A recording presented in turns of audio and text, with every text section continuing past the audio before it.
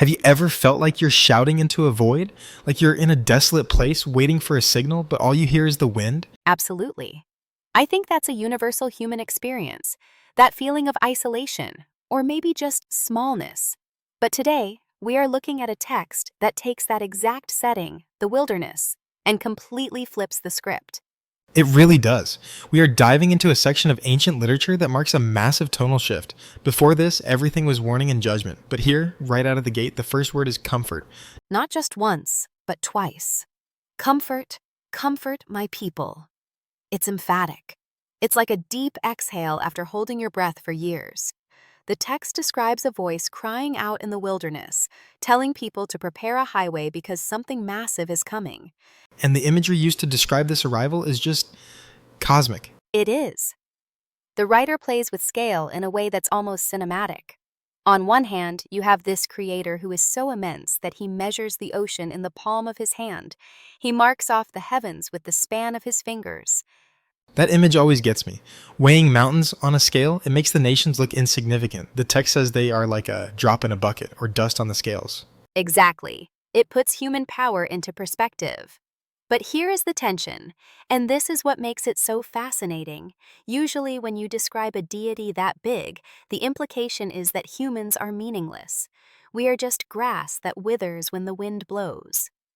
Right? The flower fades, the grass withers. It sounds a bit nihilistic at first. It does, until you see how this cosmic giant interacts with the grass. There's this beautiful metaphor of a shepherd. He gathers the lambs in his arms and carries them close to his chest. So, you have this paradox: infinite power combined with intimate gentleness. That is a striking contrast. And speaking of contrasts, the text spends a lot of time making fun of the alternative idols. Oh, the satire here is biting. It's actually quite funny if you catch the nuance.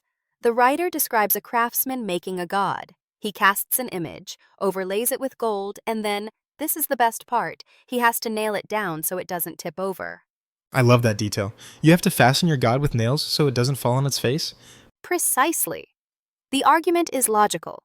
Why would you worship something you have to prop up? Compare that to the Creator who sits above the circle of the earth. It asks the listener, to whom will you compare me? It really exposes the absurdity of manufacturing your own meaning. But let's shift to the human element.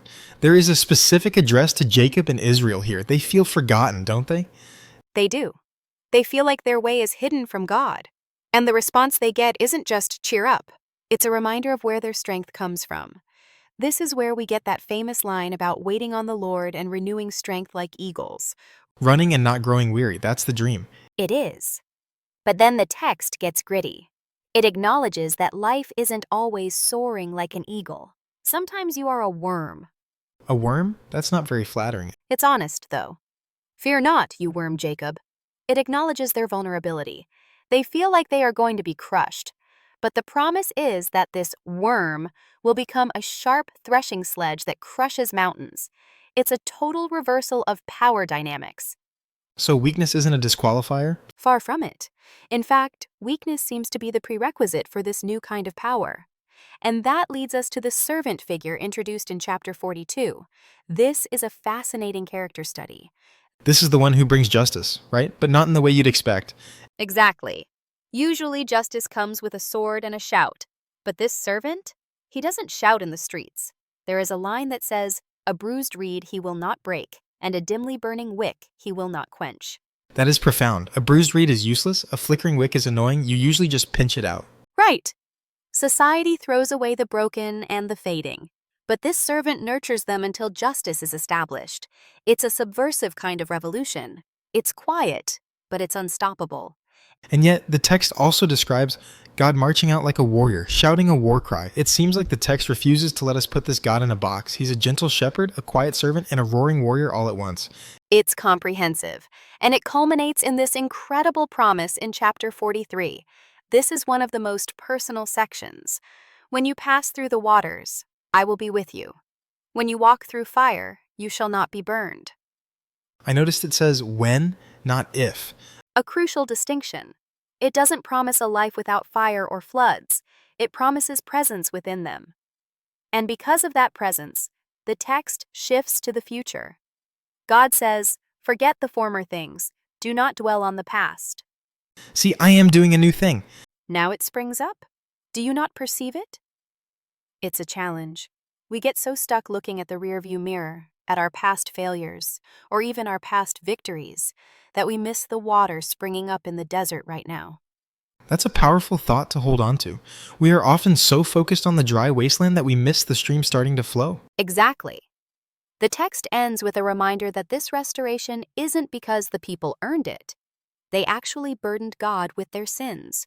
But he blots out their transgressions for his own sake. It's an act of pure grace. So we start with comfort, we move through the absurdity of idols, see the gentle power of the servant, and end with a new beginning that we didn't earn. That's the arc. It tells us that no matter how vast the universe is, or how deep the water we are wading through, we aren't anonymous. We are known by name. And that changes everything about how we walk through the wilderness. It certainly does. The question left for us is, are we watching for the new thing, or are we just staring at the dust? Something to think about until next time. Thanks for listening. If you have been blessed by this, please like, subscribe, and share this joy with others. God bless.